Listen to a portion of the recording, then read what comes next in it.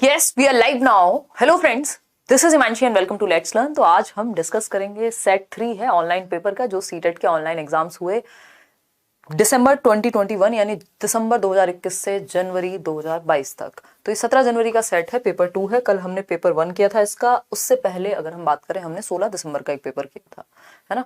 वैसे आप सोच रहे होंगे कि ये 16 दिसंबर से नेक्स्ट पेपर 17 जनवरी करने का क्या तुक था। मेरे दिमाग से ये निकल गया कि जो आपका एग्जाम था वो 16 के बाद सीधा 20 को हुआ था। आई थिंक वो स्थगित हो गए थे ना एग्जाम्स, जो ऑनलाइन एग्जाम्स हुए। तो मैं 17 जनवरी उठा लिया, बाद में देखा कि ये जनवरी है। हाउ डज इट मैटर, हमें सारे सेट्स करने हैं।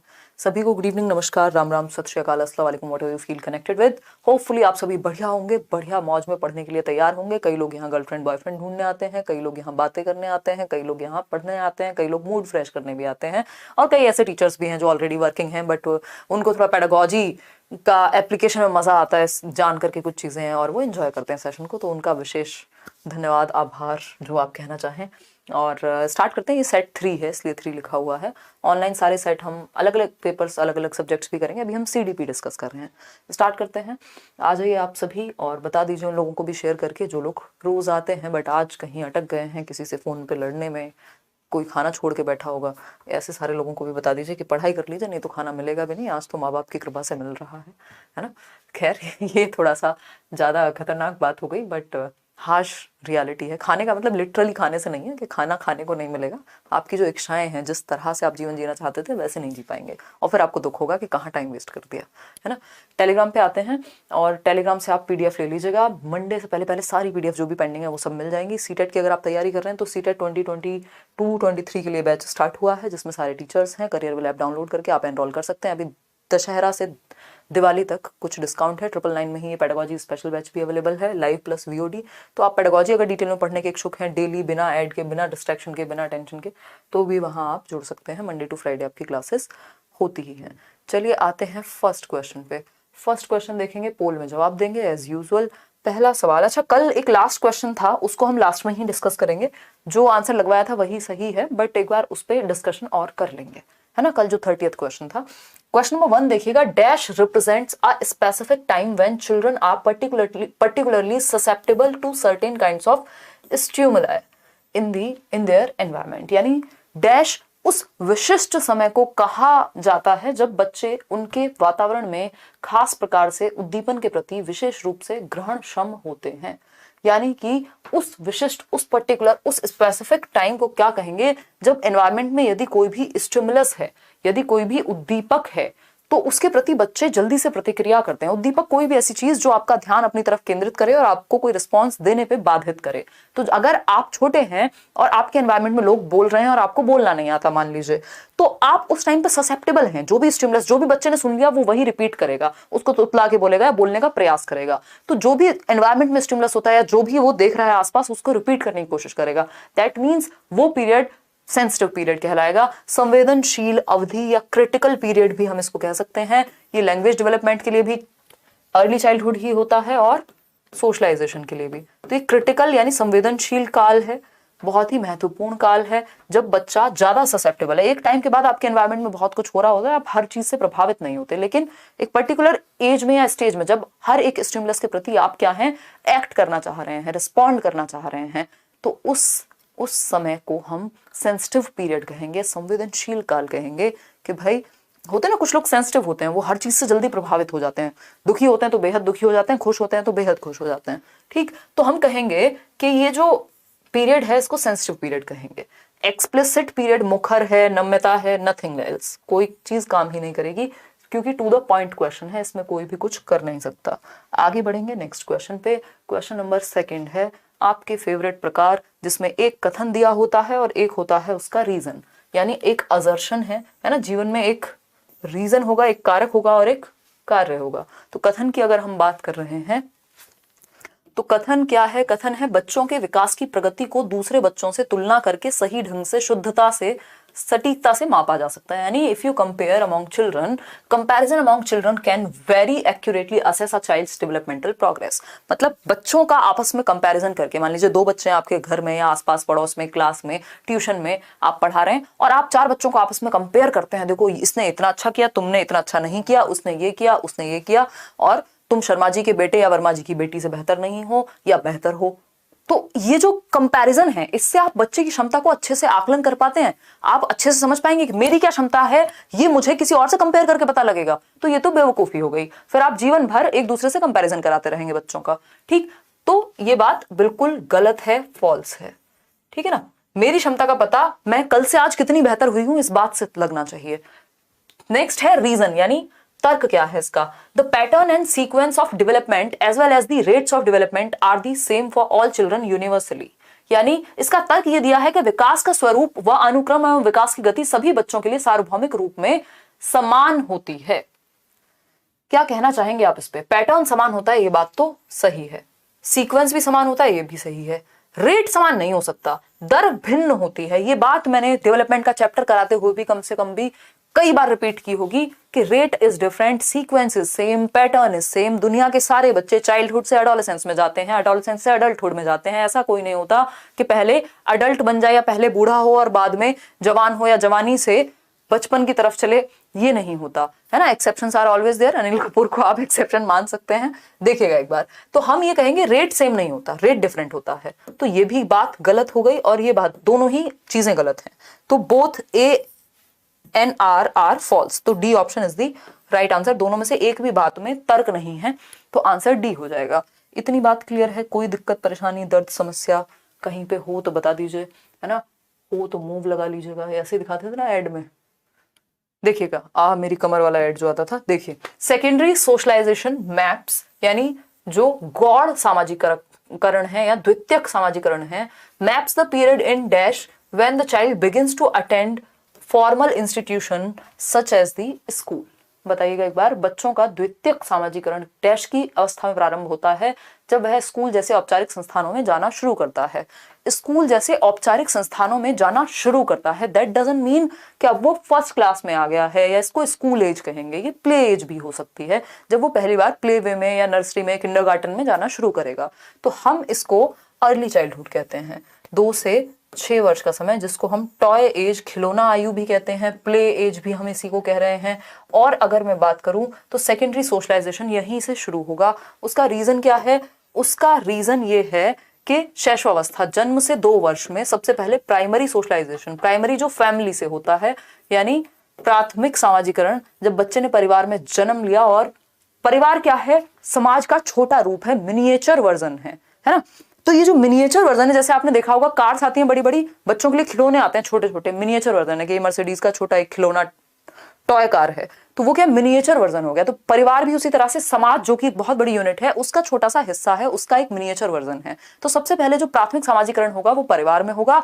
और दुनिया के नियम कायदे कानून तौर तरीके जो भी थोड़े बहुत हम सीखते हैं, सबसे पहले परिवार में सीखते हैं जब हम जन्म से 2 वर्ष में होते हैं। उसके बाद आपका प्राथमिक सोशलाइजेशन, यानी आपका आय का कॉन्सेप्ट थोड़ा थोड़ा बनने लगता है और आप दुनिया में जाते हैं, तो सेकेंडरी सोशलाइजेशन होता है। और दुनिया में जाने का समय है अर्ली चाइल्डहुड, जब आप प्ले वे या आसपास के बच्चों के साथ जाना शुरू करेंगे। ठीक है ना। तो ये अर्ली चाइल्डहुड वो पीरियड है जब सेकेंडरी सोशलाइजेशन का काल कह सकते हैं हम इसको। ऐसा नहीं है बाद में बंद हो जाते हैं सोशलाइजेशन, बाद में भी होता रहता है, बात शुरुआत की हो रही है। क्वेश्चन नंबर 4 देखिएगा, in which stage can children work with hypothetical statements and explore logical relationships. Logical, hypothetical, याद आ रहा है कुछ?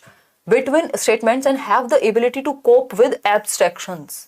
हाइपोथेटिकल, एब्स्ट्रैक्शन, 2 शब्द जब आप पढ़ लें तो आप प्याजे को याद कीजिएगा, है ना। मतलब किसकी बात हो रही है? एक तो परिकल्पनात्मक, हाइपोथेटिको, यानी आप हाइपोथेसिस बना करके, परिकल्पना करके आगे की बात समझ पा रहे हैं, सोच पा रहे हैं। दूसरी बात क्या है? अमूर्त संरचनाएं, एब्स्ट्रैक्ट रीजनिंग तो आती ही फॉर्मल ऑपरेशनल में है। लॉजिक किसके बारे में? अमूर्त संकल्पनाओं के बारे में। एक होती है मूर्त संकल्पनाएं जिनको हम कॉन्क्रीट चीजें कहते हैं। कॉन्क्रीट वो जिसको टच और फील किया जा सके, जैसे मैं यहाँ पे कॉन्क्रीटली हूं अवेलेबल, है ना। आप इस पेन को टच कर सकते हैं। बट जब हम बात करेंगे प्यार की, नफरत की, ये कैसे कॉन्सेप्ट्स हैं? एब्स्ट्रैक्ट कॉन्सेप्ट्स हैं, है ना। बिटकॉइन की क्या है? एब्स्ट्रैक्ट है, टच करके घूमोगे हाथ में लेके बिटकॉइन नहीं, ठीक है ना। तो हम क्या कहेंगे? ये फॉर्मल ऑपरेशनल स्टेज है जहां पे अमूर्त चीजों के प्रति, एब्स्ट्रैक्ट चीजों के प्रति लॉजिक आता है। लेकिन अगर कॉन्क्रीट चीजों के प्रति लॉजिक पूछे तो 7 से 11 कॉन्क्रीट ऑपरेशनल हो जाता है। तो 11 एंड अबव ईयर्स जो है आपके फॉर्मल ऑपरेशनल प्याजे के अनुसार। आगे बढ़ेंगे क्वेश्चन नंबर 5 पर। क्वेश्चन नंबर 5 देखिएगा एक बार। क्वेश्चन नंबर 5 क्या कहता है? क्वेश्चन नंबर 5 कहता है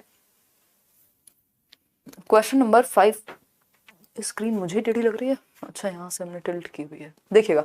which of the following is a critique of Jean Piaget's theory. पियाजे की थियरी का क्रिटिक तो हर इंसान के मिल जाएंगे ना, आप कुछ भी कर लीजिए, लोग आपकी आलोचना करने के लिए तैयार रहेंगे, है ना। तो संज्ञानात्मक विकास के सिद्धांत की आलोचना पियाजे के, कौन सी एक आलोचना है, आप पियाजे बन जाइए फिर भी आपकी आलोचना होगी, ठीक। तो क्योंकि कुछ ना कुछ गड़बड़ तो कहीं ना कहीं रह ही जाएगी ना, अगर हम बात करें या फिर सामने वाला ढूंढ लेगा।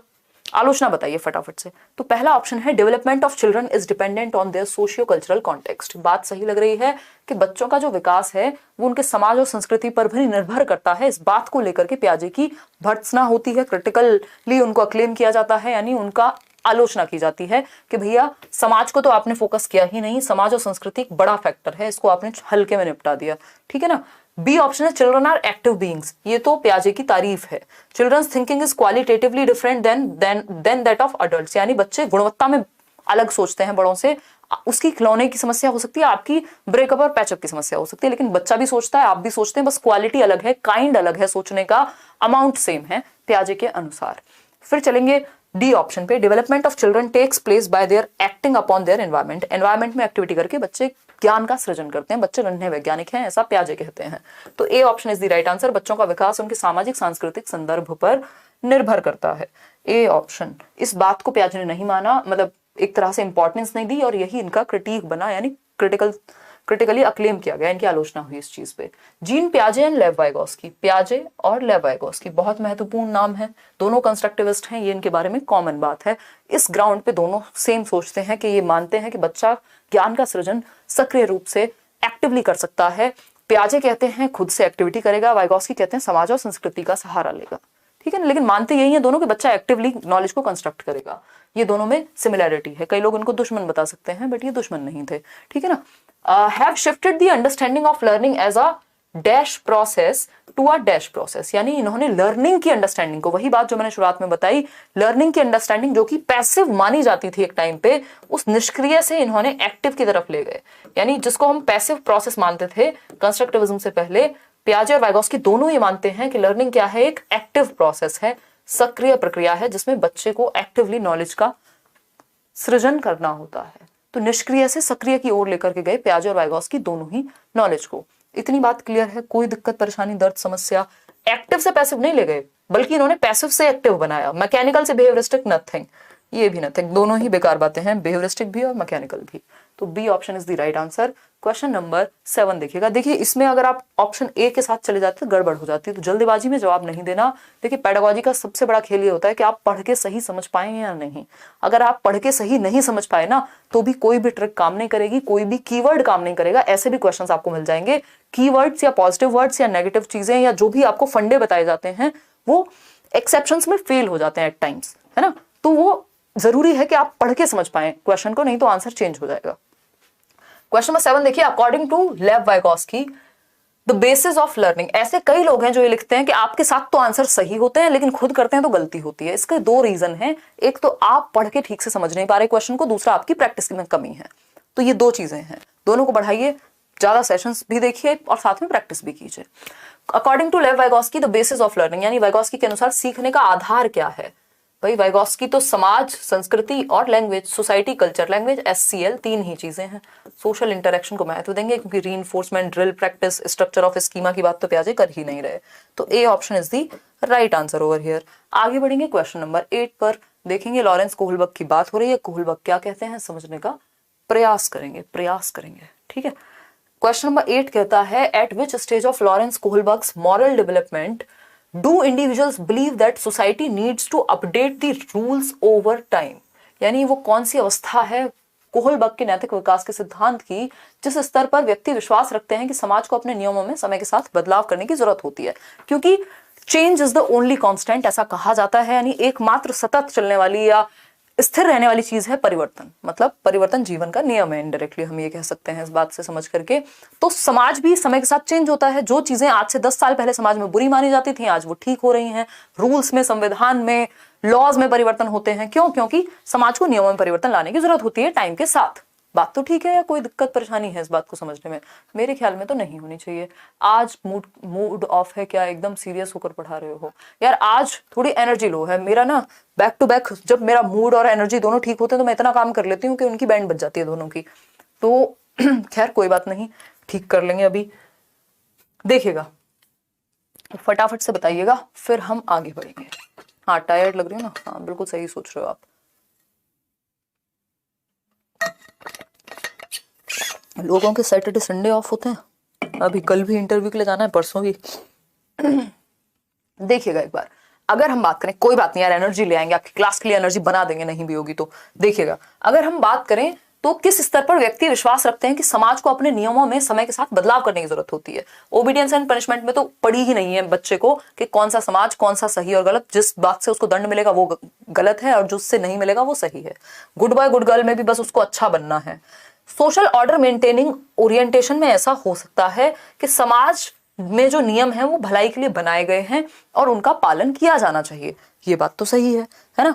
कोई दिक्कत परेशानी दर्द समस्या इस बात को, एक बार दिखाओ ये पोल दिखाओ कितने लोग क्या दे रहे हैं। हाँ सही है, सही है। तो समाज में नियम का पालन करना चाहिए ताकि चीजें सही चलती रहें, बट समाज में नियम अपडेट भी होते हैं over the period of time. इसमें अगेंस्ट जाने की बात नहीं हुई, ये बात नहीं हुई कि अगर किसी को सूट ना करे तो चेंज कर दो, ऐसा नहीं कहा। अगर ऐसा कहा होता तो फिफ्थ हो जाता, आई मीन डी ऑप्शन हो जाता, जो कि फिफ्थ स्टेज है। अभी हम फोर्थ के साथ जा रहे हैं, सोशल ऑर्डर मेंटेनिंग के समाज में नियमों का पालन करना जरूरी है क्योंकि वो समाज के फायदे के लिए बनाए गए हैं और वो समय के साथ अपडेट भी होते हैं। क्वेश्चन नंबर 9 देखिएगा। क्वेश्चन नंबर 9 क्या कहता है समझेंगे। विच of the following is a correctly matched pair of the type of intelligence and the end state, यानी हावर्ड गार्डनर की थियरी के अनुसार अंतः स्थिति और बुद्धि, यानी एक प्रकार की इंटेलिजेंस और उसका अंत क्या हो सकता है, मैक्सिमम क्या हो सकता है, उसके बारे में आपको बताना है। बताइएगा फटाफट से बताइएगा। आप शादी कब कीजिएगा? आईएएस ऑफिसर से कीजिएगा। देखिए हमारे जीवन में ना कैसी कैसी समस्याएं हैं, आंसू ही आ गए मेरे। आज मैं ज्यादा मजे लेने के मूड में नहीं हूं, नहीं तो ले लेती मैं, है ना? खैर कोई बात नहीं, देखिएगा एक बार काम करेंगे, ठीक है? देखिएगा चलिए अगर हम बात करें हैं, अगर हम बात करें कौन सा जोड़ा बुद्धि और उसका अंत स्थिति। गार्डनर ने 8 प्रकार की बुद्धि दी है और हर एक प्रकार से अंत स्थिति जुड़ी हुई है। इंटेलिजेंस की जब हम बात करते हैं तो इंटेलिजेंस लॉजिको मैथमेटिकल, इंटेलिजेंस का एंड स्टेट क्या होगा, अकाउंटेंट बनना। ठीक है, जिसकी गणितीय बुद्धि ठीक है वही तो कैलकुलेट कर पाएगा, वही तो अकाउंट्स को समझेगा, वही तो नंबर्स को समझेगा। बात तो सही लग रही है, फिर भी बाकी के 3 ऑप्शन चेक करेंगे। इंटेलिजेंस स्पेशल यानी स्थानिक बुद्धि की अगर हम बात करें तो इसका एंड स्टेट क्या होगा, एथलीट। नहीं भैया, काइंस्थेटिक से बनेगा एथलीट, स्पेशल से तो मूर्तिकार बनाया जाएगा, सर्जन भी बन सकता है, बट सर्जन के लिए भी काइंस्थेटिक चाहिए होती है। इंटेलिजेंस लिंग्विस्टिक इंटेलिजेंस है और एंड स्टेट है नेविगेटर। भैया नेविगेटर तो स्पेशल इंटेलिजेंस वाला बनेगा ना, जो मैप्स को अच्छे से समझ सके। लिंग्विस्टिक तो पोइट हो सकता है, राइटर हो सकता है। डी ऑप्शन है इंटेलिजेंस, इंटरपर्सनल इंटेलिजेंस डांसर बनेगा, नहीं काइंस्थेटिक वाला डांसर बनेगा। तो एक ही ऑप्शन सही है, वो है लॉजिकल मैथमेटिकल, यानी जिसमें ये क्या चक्कर है, बुद्धि का प्रकार भाषिक, यहां गड़बड़ की है इन्होंने, हो सकता है पेपर में भी हुई हो। इसको तार्किक बुद्धि कहेंगे, हिंदी में इसको तार्किक बुद्धि लिखिएगा। तार्किक बुद्धि का जो अंतः स्थिति होती है वो अकाउंटेंट हो सकती है क्योंकि इसमें तर्क और मैथमेटिकल एबिलिटी दोनों का प्रयोग होगा। तो A option is the right answer. आगे बढ़ेंगे, क्वेश्चन नंबर 10 देखिएगा। इसीलिए बाइलिंगुअल देख लिया कीजिए क्वेश्चन को, कई बार किसी साइड गलती हो सकती है, पेपर में भी गलती हो सकती है ना। क्वेश्चन नंबर 10, और हो सकता है हुई हो। इन अ चाइल्ड सेंटर्ड एजुकेशन यानी बाल केंद्रित शिक्षा, यानी वो शिक्षा या वो क्लासरूम जहां बच्चे केंद्र में है, जहां बच्चों को ईश्वर का साक्षात रूप माना गया है, उस क्लास में क्या चीजें सही होंगी। पहला ऑप्शन है gives direction while the learners follow blindly, यानी निर्देश देता है तथा विद्यार्थी अंधवत अनुसरण करते हैं। आंख बंद करके बच्चों को फॉलो नहीं करना होता डायरेक्शन को, वो चाइल्ड सेंटर्ड एजुकेशन हो ही नहीं सकती जहां बच्चे ब्लाइंडली फॉलो कर रहे हैं, जबकि यहाँ बच्चों के इंटरेस्ट एप्टीट्यूड के अनुसार हमें चलना चाहिए। ठीक है ना? सब ऑप्शन चेंज है हिंदी इंग्लिश में। अच्छा नहीं, सही तो है, सही तो है। देखिएगा, understands the child and the process of learning in a socio constructivist manner. हाँ, बच्चों व सीखने की प्रक्रिया को सामाजिक रचनावादी रूप में देखता है, उसी को हम चाइल्ड सेंटर्ड कहेंगे, जहां पे बच्चे की एक्टिविटी को सेंटर में रखा गया है। बच्चा कंस्ट्रक्टिविस्ट मैनर यानी एक्टिव है बच्चा, है ना, सक्रिय है बच्चा। Sets are rigid and standard curriculum, कठोर और मानकीकृत नहीं, जिसमें फ्लेक्सिबिलिटी चाहिए, हमें रिजिड नहीं चाहिए, फ्लेक्सिबल चाहिए, लचीलापन चाहिए, है ना। जीवन में भी कक्षा में भी जो रिजिड होते हैं वो टूट जाते हैं, जो फ्लेक्सिबल होते हैं वो टूटते नहीं है, टाइम के साथ ढल जाते हैं। डी ऑप्शन है uses assessment to rank the student, बच्चों को रैंक करना, लेबल करना, सेग्रीगेट करना खराब बात होती है। तो B option is the right answer over here. आगे बढ़ेंगे क्वेश्चन नंबर 11 पर। क्वेश्चन नंबर 11 क्या कहता है, नेशनल एजुकेशन पॉलिसी का क्वेश्चन है। नेशनल एजुकेशन पॉलिसी का चैप्टर मैं आपके साथ डिस्कस कर चुकी हूँ, इस पे क्लास हो चुकी है यूट्यूब पे, अगर ना देखी हो तो देख लीजिएगा, और लाइक शेयर करना भूल गए हो तो वो भी कर दीजिएगा अगर सेशन आपको पसंद आ रहा हो। क्वेश्चन नंबर 11 है, according to national education policy 2020, यानी राष्ट्रीय शिक्षा नीति 2020 के अनुसार the progress card of the students communicated to the parents would be, यानी कि प्रोग्रेस कार्ड यानी रिजल्ट कैसा बनना चाहिए एनईपी के अनुसार, तो 360 डिग्री असेसमेंट होना चाहिए, यानी होलिस्टिक असेसमेंट, बच्चे को हम हर एक पक्ष में जांच पाएं, सर्वांगीण रूप में उसको समझ पाएं, उसकी प्रोग्रेस को। तो based on norm reference testing, norm reference होता है कि एक स्टैंडर्डाइज टेस्ट बनेगा, परसेंटेज के हिसाब से सबको ऊपर नीचे से आंका जाएगा, वो खराब बात है। क्राइटेरिया पे बनी कि 33% ले आओ। Are reflection of relative performance of students in comparison to classmates, comparison भी आपस में नहीं। Are reflection of the progress as well as the uniqueness of the child, बच्चे के सर्वांगीण विकास को ध्यान में रखते हुए उसकी प्रगति और उसमें क्या विशिष्टता है। हर बच्चे में कोई ना कोई अच्छा पोटेंशियल होगा छिपा हुआ, तो उसको उस तरफ हम कैसे लेके जाएं, वो म्यूजिक में अच्छा है कि आर्ट में अच्छा है कि किस एक क्षेत्र में अच्छा कर सकता है, उसकी यूनिकनेस को देखना है ना। हमें ये नहीं देखना कि आप बेस्ट हो, आप दूसरों से बेस्ट हो, आप यूनिक हो, तो आपके अंदर की जो यूनिकनेस है उसको बाहर निकाल के ला पाना अच्छी बात है, जीवन का एक बेहतर तरीका हो सकता है जीने का। क्वेश्चन नंबर 12 देखिएगा, to ensure retention of students from socio economically disadvantaged groups, यानी सामाजिक आर्थिक रूप से वंचित समूहों वाले छात्रों की अगर हम बात करें, तो अवधारण सुनिश्चित करने के लिए राष्ट्रीय शिक्षा नीति 2020 क्या प्रस्ताव देती है ऐसे बच्चों के लिए जो किसी भी आधार पे, किसी भी नहीं, बेसिकली हम कहेंगे सामाजिक और आर्थिक आधार पे, यानी समाज में भी पिछड़े हैं और इनकम में भी पिछड़े हैं, आर्थिक स्थिति भी उनकी कमजोर है। तो ऐसे बच्चों के लिए किस तरह का करिकुलम यानी पाठ्यचर्या और किस तरह की टीचिंग मेथड्स यानी पेडागोजी होने चाहिए। सेंटर्ड अराउंड एग्जाम्स, परीक्षाओं पे केंद्रित होंगे तो जीवन से कब सीखेंगे। टेक्स्ट बुक सेंटर्ड नहीं, यूनिफॉर्म सबके लिए एक जैसा नहीं, ये तो डिफरेंशिएटेड होना चाहिए। तो एंगेजिंग एंड कॉन्टेक्चुअल, यानी वो बच्चे जो समाज और आर्थिक रूप से पिछड़े हुए हैं उनके भी कॉन्टेक्स्ट से जोड़ पाए, इस तरह की एक्टिविटीज, इस तरह के एग्जाम्पल्स, इस तरह के करिकुलम में चीजें होनी चाहिए कि उनके संदर्भ से, उनके जीवन से भी आप चीजों को जोड़ पाओ जो बच्चे सोशली और इकोनॉमिकली वीक हैं। तो C option is the right answer. Context से बेहतर चीज नहीं है दुनिया में, याद रखिएगा। किसी भी बात को अगर आप बिना कॉन्टेक्स्ट के समझ रहे हैं, बिना नुआंस के समझ रहे हैं, तो आप सही नहीं समझ पाएंगे, फिर आप किसी में भी गलती निकाल सकते हैं क्योंकि आपने संदर्भ नहीं समझा किसी बात का, है ना।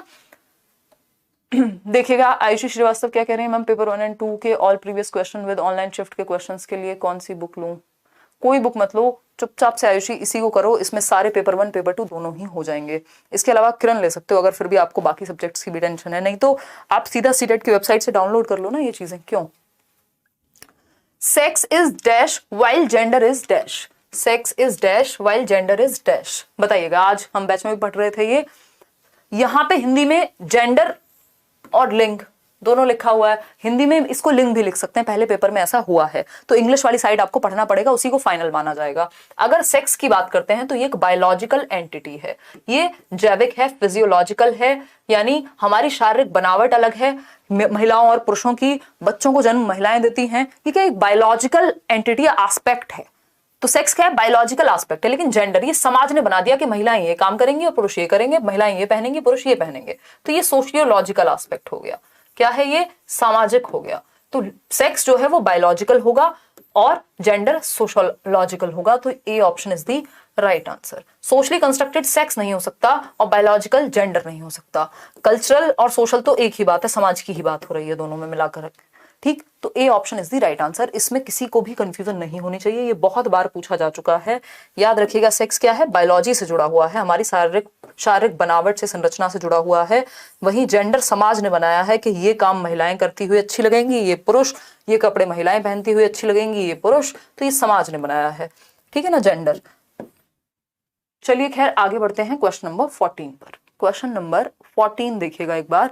अगर हम क्वेश्चन नंबर 14 की बात करें तो which of the following tools, यानी कौन से वो यंत्र हैं that should be used by the teachers to assess children, यानी बच्चों के आकलन के लिए टीचर्स के द्वारा जिन यंत्रों का प्रयोग होना चाहिए वो कौन से यंत्र हैं, यानी बेहतर यंत्र, यानी टूल्स जो बेटर हो, बच्चे के बेटरमेंट में काम आए। बताइएगा फटाफट से। आपकी शादी की सबको इतनी टेंशन है जितनी अपने पेपर की नहीं है।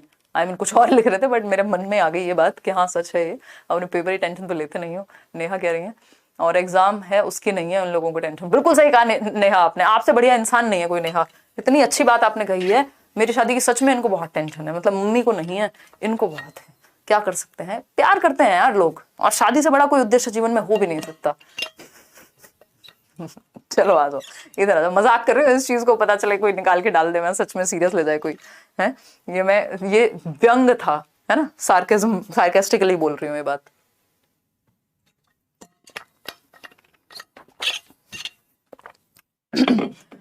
खैर कोई बात नहीं, इधर आ जाओ।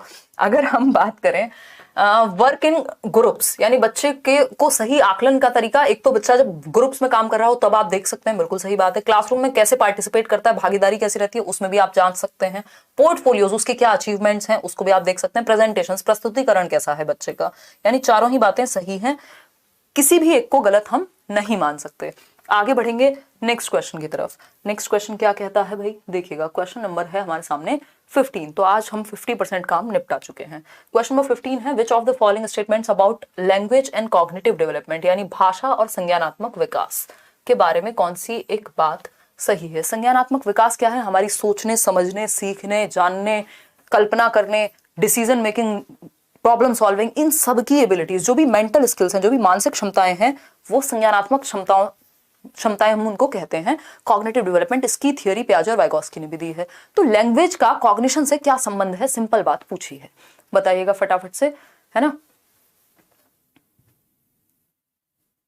हाँ देखो नवल किशोर को कितने मजे लेने हैं। देखिए यहाँ पे अगर लैंग्वेज एंड कॉग्निटिव की बात करें, लैंग्वेज एंड कॉग्निटिव डेवलपमेंट की बात करें तो कौन सी बात सही है। पहला ऑप्शन है language plays an important role in cognitive development, यानी भाषा की संज्ञानात्मक विकास में महत्वपूर्ण भूमिका है, यानी language plays an important role in cognitive development, बात तो सही है भाई। लैंग्वेज एक टूल है, पियाजे वाइगोस्की तो कह ही रहे हैं ना, लैंग्वेज क्या है, एक टूल है जिसके माध्यम से आप दुनिया भर के स्क्रिप्चर्स पढ़ सकते हैं, आप किताबें पढ़ सकते हैं, आप लोगों से बात कर सकते हैं, विचार विमर्श कर सकते हैं। अगर लैंग्वेज नहीं होती, मैं और आप कैसे डिस्कशन कर रहे होते हैं, है ना। तो हमारा संज्ञान, हमारी समझ बेहतर होती है जब हम अच्छी चर्चा या परिचर्चा करते हैं, डिस्कशन करते हैं, डिबेट्स करते हैं, लैंग्वेज का यूज करके किताबें पढ़ते हैं, कोई अच्छा पॉडकास्ट देखते हैं, है ना। तो ये लैंग्वेज क्या है, हमारे संज्ञान, हमारी समझ को बेहतर करने का एक टूल है, इस बात में कोई भी दो राय नहीं होना चाहिए, सही बात है। फिर भी बी ऑप्शन देख लेते हैं, language does not play any important role, ऐसा तो बिल्कुल भी नहीं है। पियाजे के अनुसार ऐसा हो सकता है बट वैसे नहीं है। Language hinder the process of cognitive development, ऐसा थोड़ी है कि भाषा से हिंड्रेंस आ रही है, आपका संज्ञान नहीं बढ़ पा रहा, समझ नहीं बढ़ पा रही भाषा के कारण, इंडिपेंडेंट भी नहीं है, ठीक। तो हम कहेंगे भाषा की संज्ञानात्मक विकास में महत्वपूर्ण भूमिका होती है, यानी लैंग्वेज से हमारी समझ, हमारी जो भी बौद्धिक क्षमताएं हैं वो बेहतर हो सकती हैं।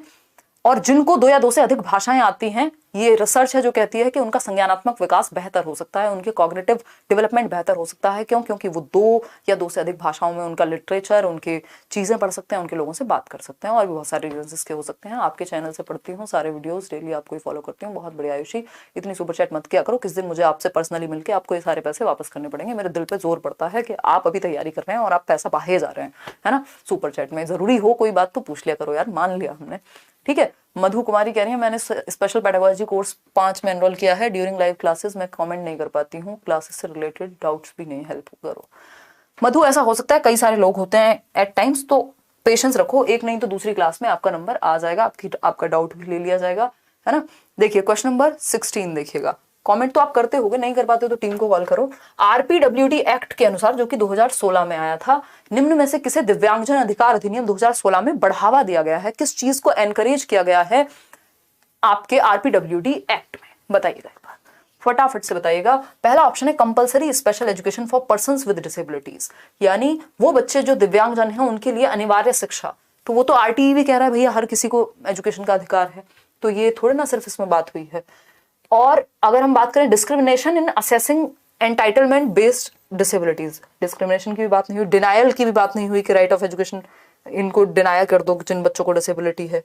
Equality and non discrimination in all spheres of life, यानी जीवन के सभी क्षेत्रों में समानता और गैर भेदभाव, यानी जो बच्चे जिनको डिसेबिलिटी है उनको किसी भी क्षेत्र में, किसी भी कॉलेज में वो जाएं, किसी भी क्षेत्र में, किसी भी जगह वो जाएं, वहां पे उनको उनके साथ असमानता ना हो, उनके साथ डिस्क्रिमिनेशन ना हो, नॉन डिस्क्रिमिनेशन हो, इक्वालिटी बढ़ती जाए। ये चीज राइट मांगा गया है पर्सन्स विद डिसेबिलिटीज का, इसीलिए इसको right of persons with disability कहते हैं, जिसमें 21 डिसेबिलिटीज हैं। इससे पहले पीडब्ल्यूडी एक्ट हुआ करता था 1995 वाला, जिसमें सिर्फ 7 डिसेबिलिटीज थी।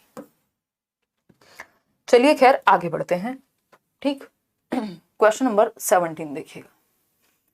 क्वेश्चन नंबर 17 देखेंगे और क्वेश्चन नंबर 17 कहता है इंक्लूसिव एजुकेशन यानी एजुकेशन फॉर ऑल। जैसे इंक्लूसिव एजुकेशन पढ़ो, दिमाग में सेट बिठा लो स्कीमा में अपने कि यानी एजुकेशन फॉर ऑल, सभी के लिए शिक्षा। इंक्लूसिव एजुकेशन में एक डिसेबल्ड बच्चा भी है, एक गिफ्टेड बच्चा भी है, एक एवरेज बच्चा भी है, ठीक है ना। तो बताइएगा फटाफट से। देखो ये प्रीवियस ईयर कह रहे हैं, हम तो फ्री के मजे लेते हैं। हाँ हाँ क्यों नहीं, पीसी क्वेश्चन पूछो। पीसी इंक्लूसिव एजुकेशन यानी समावेशी शिक्षा निम्नलिखित में से किसकी जरूरतों को पूरा करने में मदद करती है। तो ईच एंड एवरी स्टूडेंट यानी प्रत्येक विद्यार्थी की, स्टूडेंट्स फ्रॉम रिलीजियस माइनॉरिटीज, भाई इंक्लूसिव एजुकेशन में तो हर एक बच्चा शामिल हो गया ना, एजुकेशन फॉर ऑल है ये, है ना, प्रत्येक विद्यार्थी की। फिर भी देख लेते हैं students with disabilities only, gifted, सब तरह के बच्चे हैं यहाँ पे, गिफ्टेड भी है, एवरेज भी है, डिसेबल्ड भी है। इंक्लूसिव एजुकेशन सभी के लिए शिक्षा है एक रेगुलर स्कूल सिस्टम में। क्वेश्चन नंबर 18 देखिएगा फटाफट से, आसान सा सवाल है, डिस्कैलकुलिया पे बात हो रही है। तो कितना आसान पेपर है, पेपर 2 और आसान है, कल वाला पेपर भी मुश्किल था इसके मुकाबले। Dyscalculia is primarily associated with difficulty in, यानी गुणज वैफल्य मुख्य रूप से किस कठिनाई से जुड़ा हुआ है, गणना से जुड़ा हुआ है, तभी तो डिस्कैलकुलिया कह रहे हैं, है ना। कैलकुलिया मतलब कैलकुलेशन, गणना की बात हो रही है, रीडिंग नहीं। रीडिंग में डिसलेक्सिया होता है, पठन वैफल्य, जो ईशान अवस्थी को था, ठीक है। इसके अलावा परफॉर्मिंग मैथमेटिकल कैलकुलेशंस, ये बात सही है, कैलकुलेशन किससे जुड़ी हुई है, गणित से जुड़ी हुई है। तो डिस्कैलकुलिया किससे जुड़ा हुआ है, गणना से जुड़ा हुआ है, गणितीय गणना करने से संबंधित है, इसको डिस्कैलकुलिया ही कहेंगे हिंदी में भी। क्रिटिकल थिंकिंग से इसका कोई संबंध नहीं है, कम्युनिकेशन से अफेजिया या डिस्फेजिया हो सकता है, ठीक है ना। आगे बढ़ेंगे, क्वेश्चन नंबर 19 देखिएगा एक बार। क्वेश्चन नंबर 19 समझने का प्रयास कीजिएगा। इतने में आयुषी की एक और सुपर चैट पढ़ लेती हूँ। मैम सुपर चैट सिर्फ आपसे डाउट क्लियर करने के लिए करती हूँ, क्योंकि ऐसे लाइव कमेंट आप देख नहीं पाते हो। मैंने आपसे बढ़ के क्या सीटेट पास होने के बाद आपसे मिलना है। अच्छा thank you so much Ayushi. हाँ डाउट के लिए आप कर सकते हो, बट यार इतना मत करो यार, हैं आके मिल लोगे इतने में तो आप। देखो एक बार क्वेश्चन नंबर 19, मजाक कर रही हूँ मैं, चलिए धन्यवाद। क्वेश्चन नंबर 19 है निम्नलिखित में से कौन सा अभ्यास, हाँ वो एक तरीका है, मतलब जिसके थ्रू आप ऑफ कोर्स आपका कमेंट हाईलाइट हो जाता है। कौन सा अभ्यास भाषण और भाषा विकारों वाले विद्यार्थियों के सफल समावेशन में बाधा उत्पन्न करेगा। ध्यान रखिएगा बाधा बनने की बात हो रही है। हिंड्रेंस, कौन सा एक प्रैक्टिस हिंड्रेंस बनेगी in the successful inclusion of students with speech language disorder, यानी जिन बच्चों को भाषा प्रयोग में दिक्कत है उनके लिए कौन सी एक बात प्रॉब्लमेटिक साबित होगी। बहुत प्यारा क्वेश्चन है, फटाफट से बताइएगा। कई बार तो रैंडमली ऐसे फालतू फालतू क्वेश्चन भी दिख जाते हैं, देखो शादी वादी वाले भी, और ये कोई सुपर चैट नहीं करते, ऐसी मजे मजे में कुछ भी करते रहते हैं, तो नजर चली जाती है तो चली जाती है। देखो एक बार, चलिए फटाफट से बताइएगा। पहला ऑप्शन है break task and assignments into short easy to manage steps, चलिए ठीक है। डिस्करेज द यूज, ठीक है, लेकिन हमें तो गलत चाहिए ना, जो हिंडर करे, जो हेल्प ना करे लैंग्वेज वाले बच्चों को, जिसको ऑलरेडी दिक्कत है लैंग्वेज यूज करने में। तो ये बात तो सही है, छोटे छोटे टास्क में डिवाइड कर दिया, इससे तो हेल्प मिलेगी। Discourage the use of visuals to support expressive language skills, ये बात सही है। बेसिकली ये बात गलत है, और गलत है इसीलिए सही है क्योंकि पूछा ही गलत है, ठीक है ना। तो अभिव्यंजक भाषा कौशल का समर्थन करने के लिए दृश्यों के उपयोग को हतोत्साहित करना, भाई जिस बच्चे को भाषा प्रयोग में दिक्कत आ रही है आप उसको विजुअली दिखाएंगे चीजें, ये कह रहे हैं उसको डिस्करेज करो, तो ये तो प्रॉब्लमेटिक है। Use of pre planning strategies for oral and written task, अगर आप प्री प्लानिंग करेंगे तो हेल्प हो जाएगी बच्चे की, लेकिन हमें हेल्प कहाँ करनी है, हमें तो हिंडर करना है। Reduce auditory and visual distractions in the classroom, भाई जिस बच्चे को भाषा इस्तेमाल में दिक्कत हो रही है तो वहां डिस्ट्रैक्शन कम से कम हटाना है, क्लासरूम में कम से कम डिस्ट्रैक्शन होना चाहिए, ठीक है ना। क्लियर बात है। क्या गिफ्ट दिया था आयुषी ने आपको बर्थडे पे, दिखाया तो था उसमें, ब्लॉग में दिखाया था, हिमांशु सिंह दूसरे वाले चैनल पे जाके देखो, है प्रिया, और लाल इमोजी क्यों भेज रहे हो यार, गुस्से वाला इमोजी मत भेजा करो, डर जाती हूँ मैं। क्वेश्चन नंबर 20 देखिए, in order to cater to the needs of students with giftedness, वो बच्चे जो विलक्षण बुद्धि छात्र हैं, जो प्रतिभाशाली हैं, जिनकी बुद्धि का स्तर ज्यादा है, या फिर वो किसी एक क्षेत्र में बहुत अच्छा कर रहे हैं, या फिर वो टैलेंटेड हैं, मतलब क्रिएटिव भी हो सकते हैं, 3 कैटेगरी आती है आपकी गिफ्टेडनेस में। फटाफट से बताइएगा। हाँ, फेल वाले भी मिल सकते हैं, क्यों नहीं मिल सकते। देख रहे हैं विनोद, मैम आज तो सतरंगी लग रही हैं। हाँ हाँ किल्लू, मजाक उड़ाओ आप, हैं यही सिखाया आपको हमने कि आप मजाक उड़ाओ आकर के। हाँ बिल्कुल यही सिखाया। चलिए आ जाइए।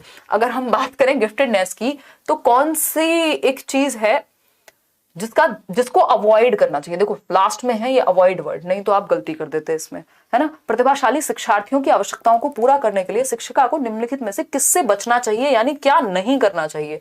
नॉट वाले क्वेश्चंस ध्यान से करने हैं। अवॉइड लिखा हो क्वेश्चन ध्यान से पढ़ना है, लीस्ट लिखा हो ध्यान से पढ़ना है, एक्सेप्ट लिखा हो ध्यान से पढ़ना है, ठीक। तो allowing students to pursue independent projects, बिल्कुल सही बात है, ये तो करना चाहिए कि उनको इंडिपेंडेंटली हम करने दें काम, क्योंकि उनकी बौद्धिक स्तर ज्यादा है। लेकिन नॉट पूछा है क्या नहीं करने देना है। फ्लेक्सिबिलिटी होनी चाहिए, ये बात भी सही है, लेकिन हमें सही नहीं गलत चाहिए। इम्प्लीमेंटिंग अ यूनिडायमेंशनल करिकुलम, बस समझ जाओ यही गड़बड़ है। यूनिडायमेंशनल नहीं चाहिए, मल्टी डायमेंशनल चाहिए करिकुलम, वैसे भी हमें किसी भी बच्चे के लिए, है ना, यानी बहुआयामी, जिसमें कई सारे आयाम हो, बच्चे की पर्सनैलिटी के बहुत सारे रंग बाहर निकल करके आए। प्रोवाइडिंग स्टिमुलेटिंग एनरिचमेंट एक्टिविटीज, बिल्कुल सही बात है। एनरिच्ड प्रोग्राम्स, जिसमें बच्चे का ब्रेन ज्यादा इन्वॉल्व हो, जिससे वो बोरियत महसूस ना करे। तो हमें मल्टी डायमेंशनल, कई आयाम, बहु रंग चाहिए, ऐसे कलरफुल चाहिए जीवन जो है करिकुलम का। तो C option is the right answer. ये बात गलत है, और गलत है इसीलिए सही है क्योंकि पूछा ही गलत है। यूनिडायमेंशनल नहीं, मल्टी डायमेंशनल चाहिए। तो सी ऑप्शन सही था। एक बड़ा सा सवाल आपके सामने, असर्शन और रीजन की बात हो रही है। एक तर्क दिया हुआ है और उससे पहले कथन दिया हुआ है। क्या ये कथन और इसका तर्क दोनों सही हैं, कोई एक सही है, या क्या करें बताइएगा फटाफट से। आप जवाब दीजिए, इतने में पानी पी के खत्म करती हूँ। हम 7,500 लोग जुड़े हुए हैं, सिर्फ 3,500 लोगों को ही सेशन पसंद आ रहा है। क्या लाइक करना क्यों भूल जाते हो? अगर सेशन अच्छा लगता है, देखने आते हो, कहाँ जाओगे लाइक बचा के? इससे कुछ मिलता नहीं है, बस सेटिस्फेक्शन, अच्छा लगता है। लाल इमोजी देने से आप पढ़ लेते हो। हाँ मैं समझ गई थी प्रिया आपकी ये ट्रिक, लेकिन दिल से बुरा लगता है। कोई और इमोजी लगा दिया करो यार।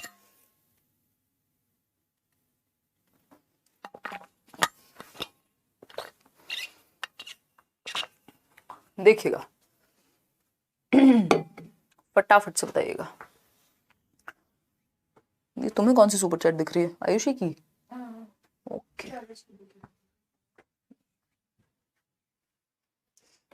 तो मुझे बाहर मिलना मैं बताऊंगी। देखना एक बार। अगर हम बात करें किसकी, कथन की, ठीक है, और रीजन की। पोल पे ध्यान नहीं है, 40 रुपए की सुपर चैट पे ध्यान है। ये सिखाएं हम तुमको, खिला देंगे पराठे।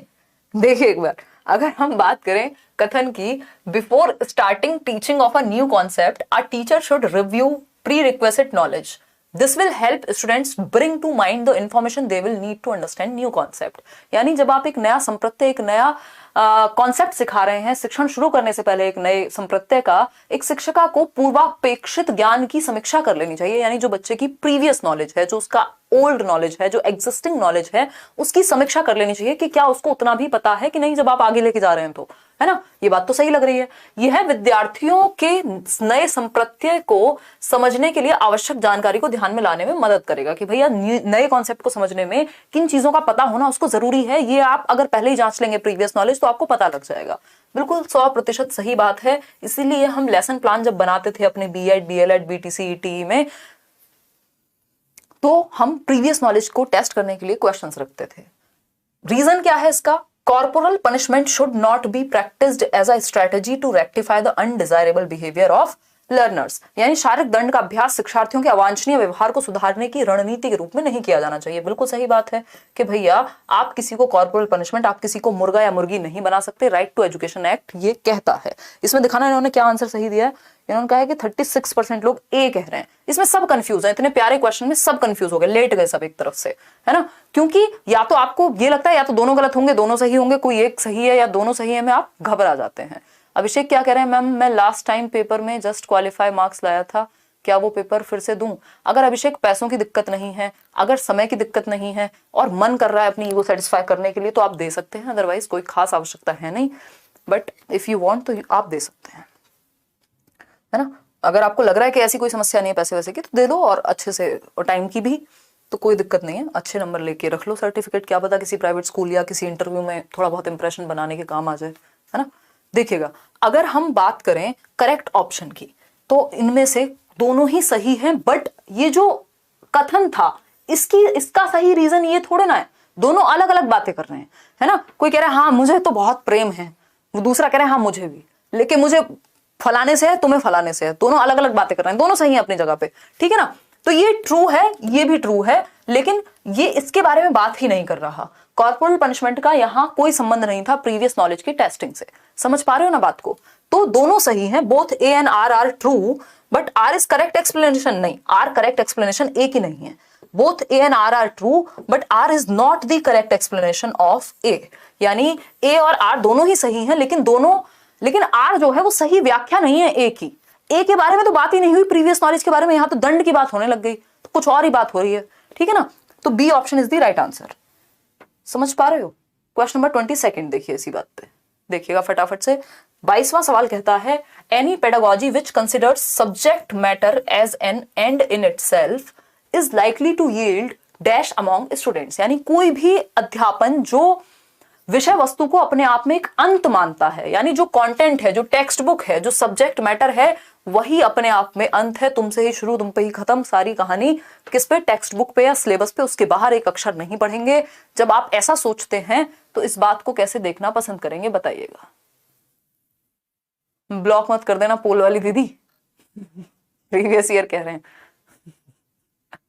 तो ऐसी हरकतें मत करो ना पोल वाले भैया, इधर आओ। देखो एक बार, अगर हम बात करें एनी पेडागोजी, मतलब इंसान को पता होता है कि उसकी हरकतें कैसी हैं, कि उसको ब्लॉक किया जा सकता है, उसको पता है, लेकिन नहीं, पंगे लेने, मजे करने, यही तो किक मिल रही है जीवन में इसी बात से, है ना। कुछ बड़ा नहीं है, इसी से किक लेंगे। देखिएगा एक बार, बताइएगा फटाफट से। अभी न्यूज आई है कि यूपी में प्राइवेट टीचर बनेंगे, बस सना इस पे हम बात करेंगे। कई बार चीजें बहुत ही गलत तरीके से प्रेजेंट कर दी जाती हैं। हो सकता है ये एग्जैक्ट बात सही, हो सकता है इसमें कुछ और चीजें हो जानने के लिए। इनको वैकेंसी निकालने की तो फुर्सत नहीं है, अब ये और रह गया था बस, है अगर ये सच है तो सीधा रास्ता। अच्छा मनीषा आ जाओ इधर, देखो बताओ, सब्जेक्ट मैटर को जब आप सब कुछ मान लेंगे तो इससे क्या होगा, स्टूडेंट्स के बीच डिजायर फॉर इनोवेशन बढ़ेगी। जब आप किताब के एक पेज से एक बुक से ज्यादा कुछ पढ़ने को ही तैयार नहीं है तो काहे की इनोवेशन। कोई मास्टरी नहीं हो सकती ऐसी सिचुएशन में, रट्टाफिकेशन होगा। मोटिवेशन टू लर्न नहीं, रेजिस्टेंस टू एक्सप्लोर। अगर आपको ये कह दिया जाए कि अन्वेषण के लिए प्रतिरोध है ये, कि जो कराया जा रहा है उसके बाहर कुछ नहीं आएगा, बस यही देख लो, तो इसमें आप एक्सप्लोर नहीं करेंगे ना, आप खुद का दिमाग लगाना छोड़ देंगे, जो कि पेपर के लिए सही हो सकता है, क्योंकि अब आप कॉम्पिटेटिव एग्जाम्स में हैं और टाइम अगर नहीं है आपके पास तो बहुत ज्यादा समय नहीं है ना कि आप एक्सप्लोर करें। लेकिन अगर नॉर्मल केस में जब हम सिखा रहे हैं बच्चों को स्कूल में और ये काम करेंगे तो इससे क्या होगा, बच्चा अपने आप एक्सप्लोर ही नहीं करेगा। वो इंटरनेट पे कुछ देखता उस चीज के बारे में, वो किसी वेबसाइट पे कुछ पढ़ता, कोई एक्टिविटी करता, कुछ और जानने की कोशिश करता उस विषय में। अब वो रेजिस्टेंस क्रिएट कर दिया आपने एक्सप्लोरेशन के प्रति, अब वो अन्वेषण नहीं करेगा अगर आपने सिर्फ सब्जेक्ट मैटर को, टेक्स्ट बुक को ही फाइनल मान लिया तो, जो कि गलत बात है। D option is the right answer. आगे बढ़ेंगे क्वेश्चन नंबर 23 पर। अगेन आपका फेवरेट क्वेश्चन, असर्शन यानी एक कथन है और उसका रीजन है, कथन है और उसका रीजन है। Students should be taught self regulatory knowledge about when, where and why to use various learning strategies, variations नहीं हो गए, है ना, या वेरिएशंस इन लर्निंग स्ट्रेटजीज होगा। तो अगर हम बात करें तो विद्यार्थियों को विभिन्न अधिगम रणनीतियों का उपयोग कब, कहां और क्यों करना है, इसके बारे में स्वनियामक ज्ञान सिखाया जाना चाहिए। यानी बच्चों को ये सेल्फ रेगुलेटरी नॉलेज होनी चाहिए कि वो अपने आप को रेगुलेट करके उसको कहां किस चीज को यूज करना है उसको पता हो। इसका रीजन क्या दिया है, एक अधिगम रणनीति को बनाए रखने और उसे नियोजित करने की संभावना बढ़ जाती है यदि विद्यार्थियों को पता है कि इसका उपयोग कब, कहां और क्यों करना है। दोनों ही बातें एकदम सही लग रही हैं, दोनों बातें एक दूसरे से जुड़ी हुई हैं, अलग अलग बात नहीं है, एकदम सही है, ठीक है ना। इतनी बात क्लियर है या नहीं, क्लियर है कि नहीं है? सही कह रही हो शालिनी। हाँ मैम, एक क्वेश्चन मैंने 3 चैनल से पढ़ा और सबने आंसर अलग अलग बताए, बहुत कंफ्यूजन है। पंकज कुमार, उस क्वेश्चन को आप मुझे मेल कर दीजिए, है ना। कुछ लोग अपनी ईगो सेटिस्फाई करने के लिए पढ़ाते हैं और दूसरे को गलत साबित करने के लिए, क्योंकि उन पे वैसे तो ध्यान दे नहीं रहा कोई, शायद ऐसे दे ले, है ना। दूसरा, कुछ लोग होते हैं वो आंसर की चेक नहीं करते ऑफिशियली, और कई बार किसी से नेचुरल गलती भी हो सकती है। तीसरा सिनेरियो इसका ये है ना। तो ऐसी पॉसिबिलिटी है। तो सबसे पहले तो बेहतर तरीका ये है कि किसी भी चैनल पे अगर आप ट्रस्ट करते हैं वहां से पढ़िए शांति से, है ना, और कॉन्सेप्ट को क्लियर कीजिए। कॉन्सेप्ट क्लियर होगा तो आपको चीजें समझ में आएंगी। खैर, आप मेल कर दीजिएगा, मैं आपकी जो भी संभावना होगी उसमें उस पर डिस्कशन करके लिख देना। 3 क्वेश्चंस इन डिफरेंट चैनल, फलाना ढिमकाना जो भी है, मेल में लिख देना और 2-3 बार मेल कर देना, तो मैं देख ही लूंगी। अभी ना कभी रात में ही कर देना मेल। चलिएगा, उदय सर कहाँ हैं? प्रकृति आएंगे उदय सर, आजकल व्यस्त हैं, उन्हीं से पूछिएगा कहाँ व्यस्त थे। Student should be taught self regulatory knowledge, यानी बच्चों को अपनी नॉलेज को रेगुलेशन करना आना चाहिए कि कहाँ किस अधिगम का प्रयोग करना है। इससे क्या होगा, लर्निंग स्ट्रेटजी से आपको समझ में आ जाता है कि किन चीजों को आपको कहाँ यूज करना है। दोनों बातें सही हैं, both A and R R true and R is the correct explanation of A. तो ए ऑप्शन सही होगा, सिर्फ सही नहीं है बल्कि करेक्ट एक्सप्लेनेशन भी है, ठीक है ना। तो A option is the right answer. आगे बढ़ेंगे क्वेश्चन नंबर 24 पर, पढ़िएगा, फटाफट से जवाब दीजिएगा। क्वेश्चन नंबर 24 कहता है which of the following is an example of metacognitive skills. Metacognitive skills क्या होती हैं? आपकी thinking about thinking, awareness of awareness, आप अपनी थिंकिंग को कैसे कंट्रोल कर रहे हैं, क्या दिशा दे रहे हैं, कैसे प्लान कर रहे हैं, कैसे रिव्यू करेंगे, ये है मेटाकॉग्निटिव स्किल्स। तो इनका प्रयोग, एग्जाम्पल कौन सा है मेटाकॉग्निटिव स्किल्स का? पहला ऑप्शन है evaluating process used by oneself in solving a problem, यानी किसी समस्या को हल करने में स्वयं द्वारा प्रयुक्त प्रक्रिया का मूल्यांकन करना, कि आपने जो चीज प्रयोग की है किसी प्रॉब्लम को सॉल्व करने में वो किस हद तक सही है। बात तो सही है। फिर आता है B option, identifying the difference between 2 pictures. इसमें तो एनालिसिस लगेगा, इसमें कोई मेटाकॉग्निशन नहीं लग रहा है, तो कॉग्निटिव स्किल है एनालिसिस। ब्लूम्स टैक्सोनॉमी में आपने पढ़ी होगी, हायर ऑर्डर थिंकिंग स्किल्स में आती है। Knowing the chemical formula of methane, यानी इसमें भी आपका सिंपल एप्लीकेशन लगेगा। Recalling the chronological order of a particular dynasty, कि पहले चोला थे या उसके बाद क्या था, तो ये सब क्या है, इसमें भी आपका कोई मेटाकॉग्निशन नहीं लगा, मेमोरी लगेगी जो कि कॉग्निटिव स्किल है। किसी समस्या को हल करने में स्वयं द्वारा प्रयुक्त प्रक्रिया का मूल्यांकन, कि जो तरीका आपने अपनाया है वो सही है कि नहीं है, थिंकिंग अबाउट थिंकिंग, है ना। तो A option is the right answer. आगे बढ़ेंगे क्वेश्चन नंबर 25। क्वेश्चन नंबर 25 देखिएगा एक बार। क्वेश्चन नंबर 25, अगर हम बात करते हैं, a teacher intends to facilitate procedural knowledge, यानी एक टीचर है जिसका फोकस इस बात पे है कि बच्चे का प्रक्रियात्मक ज्ञान, प्रोसीजर, मान लीजिए साइकिल चलाने का कुछ है तो वो प्रोसीजर बच्चा सीख जाए, इस बात पे फोकस है ना। ये बात तो ठीक है। फिर आता है among her students which of the following question is appropriate for this purpose, कौन सा एक क्वेश्चन सही होगा प्रोसीजरल नॉलेज को बेहतर करने के लिए। पहला ऑप्शन है how to solve an oxidation equation, यानी कि कैसे आप एक ऑक्सीडेशन रिडक्शन इक्वेशन को, ऑक्सी अपचयन समीकरण को सॉल्व करेंगे। तो इसका एक प्रोसीजर होगा, इसके कुछ स्टेप्स होंगे। साइकिल अगर आप चलाना सीख रहे हैं तो उसके कुछ स्टेप्स होंगे, तो स्टेप्स मतलब प्रोसीजर की बात हो रही है, बात तो सही लग रही है। फिर बी ऑप्शन देखते हैं, what are the components and structures of DNA. इसमें कोई भी प्रोसीजर नहीं होगा, इसमें सिंपल चीजें होंगी, इसमें डिटेल्स होंगी कि क्या कंपोनेंट्स होते हैं। Which planet is closest to the sun, इसमें भी कोई प्रोसीजर नहीं होगा कि आप जाके देख के आएंगे कि कहाँ है प्लैनेट, कौन सा क्लोजेस्ट है, आप गए और देख करके आए स्पेस यान में। Who wrote Indian national anthem, अब इसमें आप सीधा सीधा आंसर कर देंगे, और बट आप इसमें कोई प्रोसीजर थोड़ी बताएंगे कि कैसे लिखा था रविन्द्रनाथ टैगोर ने, नहीं बता पाएंगे ना। तो ये ए ऑप्शन है कि कैसे किया था कोई काम, कैसे किया जाना चाहिए, वो होती है प्रोसीजरल नॉलेज। तो A option is the right answer. Question number 26 देखिएगा, और 4 क्वेश्चन रह गए आज के सेट में। अगर आप 30 क्वेश्चन एक साथ बैठ के सॉल्व नहीं कर पाते हैं, आप 150 क्वेश्चन का पेपर कैसे सॉल्व कर पाएंगे, बताइएगा, फटाफट से बताइएगा, जल्दी बताइएगा। पेडागोजी हो रही है बैच में, क्यों नहीं होगी।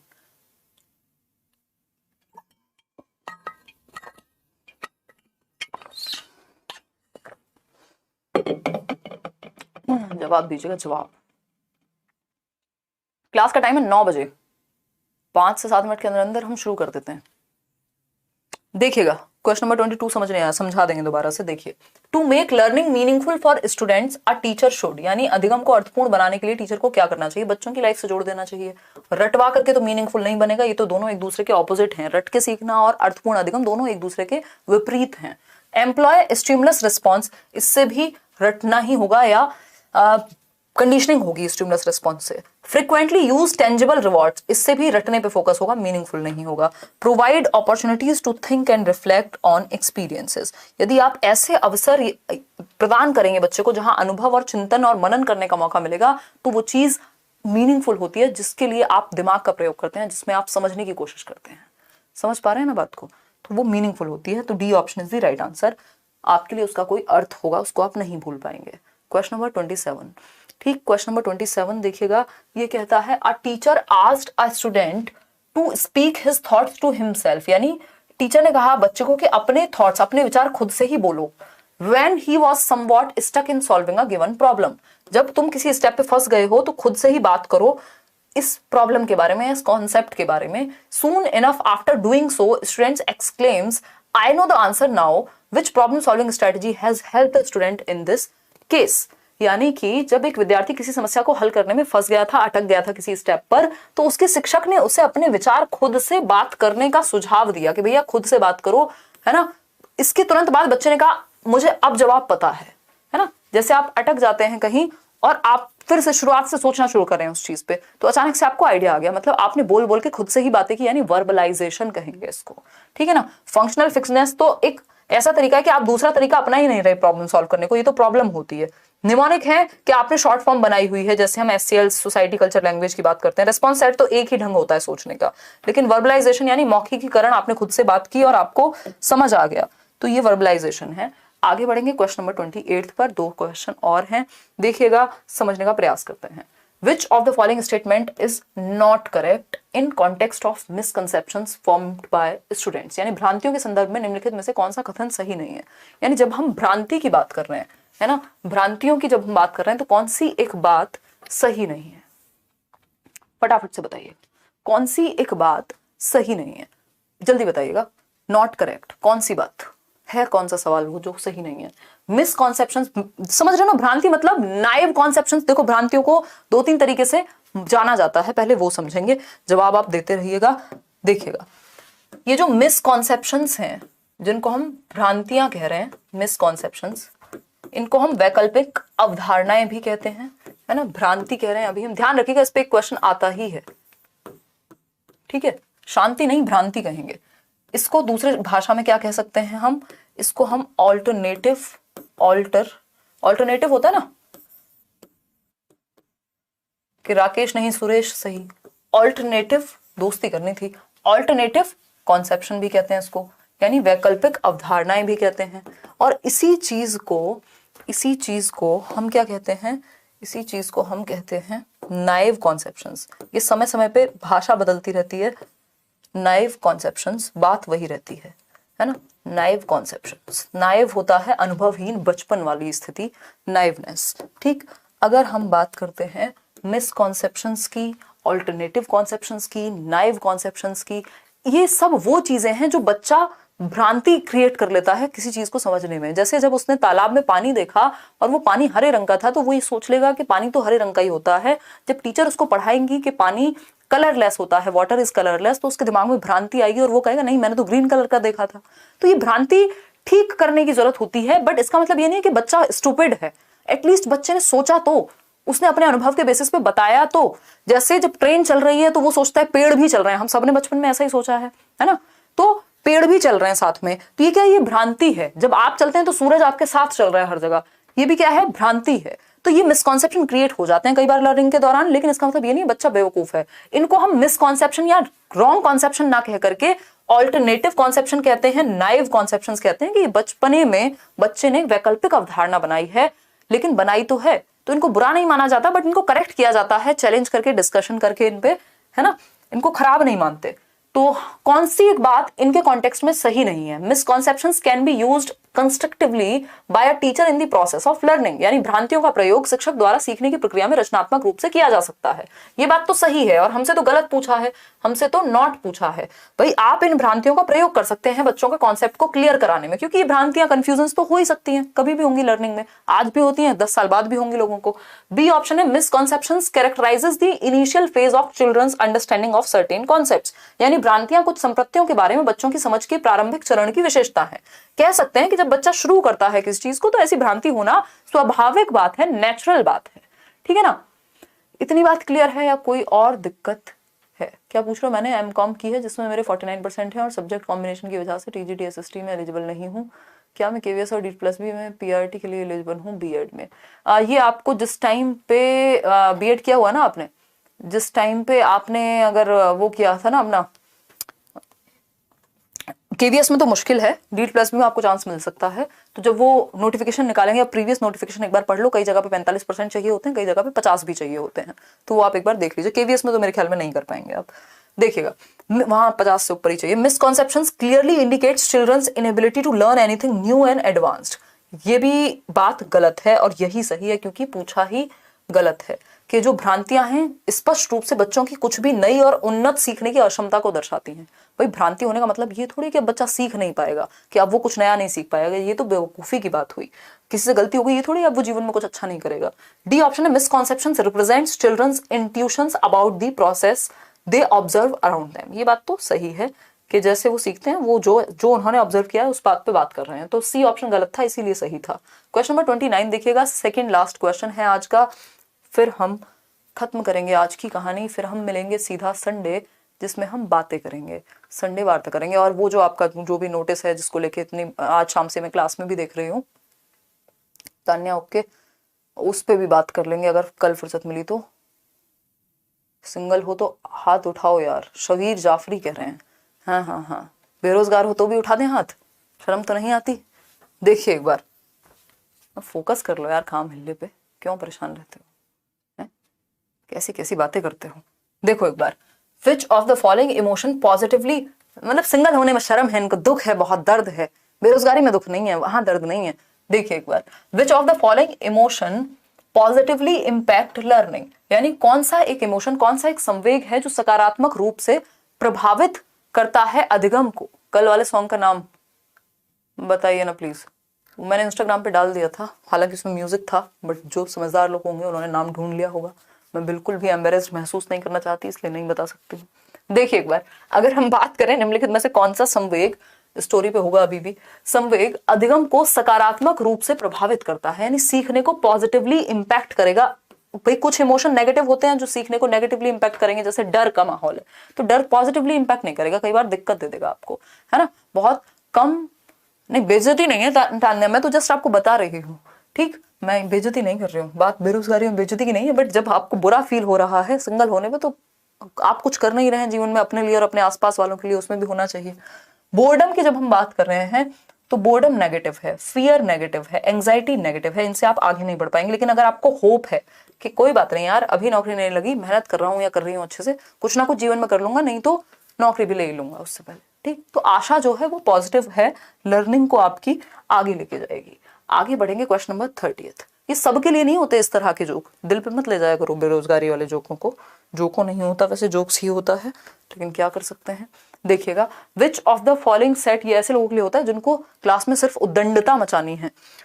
विच of the following set of attributions for failure, एक second, which of the following set of attributions for failure on a task is likely to motivate a student for future attempts, यानी बच्चा मान लीजिए किसी एक टास्क को, किसी एक काम को करते हुए फेल हो गया है, तो कौन सा एक सेट होगा एट्रीब्यूशंस का, कौन सा एक तरीका होगा जिससे वो भविष्य में प्रयास करने के लिए मोटिवेटेड रहे। एक बार फेल हो गए तो ये थोड़ी कि अब दोबारा ट्राई नहीं करेंगे, समझे ना। आप हमेशा गलत कमेंट्स ही पढ़ते हो, कभी भी अच्छे कमेंट्स नहीं पढ़ते, गौतम शांडिल्य कह रहे हैं। यार अच्छे भी पढ़ती हूँ मैं, थोड़े जो डिफरेंट होते हैं ना वो अलग से दिख जाते हैं, पता नहीं कैसे। पॉजिटिव भी पढ़ती हूँ, ऐसा थोड़ी यार, कैसी बातें करते हो बहकी बहकी सी।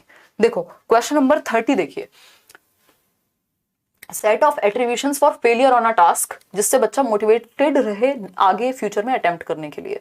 तो क्या मानना चाहिए बच्चों को, I am not intelligent and intelligence is fixed. अगर आप ये मान लेंगे कि मैं बुद्धिमान नहीं हूं और बुद्धिमान होना तो भैया स्थिर होता है, तो फिर तो आप करेंगे नहीं, इससे तो आगे के लिए मोटिवेशन नहीं आएगा। फिर है B option, I didn't put enough effort this time although I am capable of doing so. ये बात सही है, ये सही चीज है कि मैंने इस बार पर्याप्त प्रयास नहीं किया, जितनी मेहनत की जरूरत थी उतनी मेहनत मेरे से नहीं हो पाई, हालांकि मैं ऐसा करने में समर्थ हूं, मैं ये चीज कर सकता हूं अगर मैं बहुत अच्छे से मेहनत करूं तो इससे आप आगे मेहनत करने के लिए मोटिवेट होंगे। सॉरी, सी ऑप्शन है, teacher was biased towards me, I can't change her perception about me. अब ऐसे लोग, इसको रैशनलाइजेशन कहते हैं, किसमें, डिफेंस मैकेनिज्म में, कि भैया टीचर की गलती थी, मैं तो इसलिए फेल हो गया या हो गई, है ना, आपकी भी तो जिम्मेदारी थी अपने प्रति। This particular exam falls on Tuesday, और ट्यूसडे तो मेरे लिए अनलकी डे होता है। ये सब बेकार की बातें, इनमें आपका कंट्रोल नहीं है। जिस चीज पे आपका कंट्रोल है वो है आपकी मेहनत। तो B option is the right answer over here. अब किसी को एक तो 22वें सवाल में दिक्कत थी और किसी को कल वाले क्वेश्चंस में भी दिक्कत थी। ये सीटेट और पेडागोजी स्पेशल बैच में अगर आप एनरोल करने में इंटरेस्टेड है तो आप करियर ऐप डाउनलोड करेंगे। उससे पहले हम कल का 30th क्वेश्चन देखेंगे। देखिएगा, which of the following is an inappropriate. ये इनएप्रोप्रिएट वे कौन सा है? तो अगर आप फीडबैक बच्चे की क्षमता के आधार पर देंगे कि आपके बच्चे से हो पाएगा कि नहीं हो पाएगा, तो वो गलत होगा, इनएप्रोप्रिएट वे है। ठीक है, अनुचित तरीका है ये कि आप बच्चे की क्षमता पे सीधा सीधा वार करें कि इसके तो बस का ही नहीं है, तो वो गड़बड़ हो जाएगी। ठीक, आज के किसी के यही बताया था मैंने कल, बस इसको कंफर्म करना था। एक बार क्वेश्चन नंबर 22 देखिएगा, किसी को उसमें भी कंफ्यूजन थी। क्वेश्चन आज आउट ऑफ 30 कितने क्वेश्चन ठीक हुए वो आप कमेंट करके बताएंगे। और देखिएगा, any pedagogy which considers subject matter as an end in itself is likely to yield. भाई कोई भी पेडागोजी का मतलब क्या? टीचिंग मेथड जो सब्जेक्ट मैटर को, जो टेक्स्ट बुक को ही फाइनल मानती हो कि ये हमारा कंटेंट है, यही 4 चैप्टर पढ़ने हैं, इसके बाहर कहीं दुनिया की किसी जगह से कुछ नहीं समझना, कुछ नहीं जानना, टेक्स्ट बुक ही अंत है, एंड इन इटसेल्फ। तो ऐसे लोगों में रेजिस्टेंस क्रिएट हो जाती है एक्सप्लोर करने को लेके, अन्वेषण के प्रति प्रतिरोध आ जाता है कि वो खुद से एक्सप्लोर करना बंद कर देंगे। क्यों? क्योंकि आपको तो ये बता दिया गया है कि बस आपको यही किताब पढ़नी है, इसके बाहर कुछ भी नहीं पढ़ना है।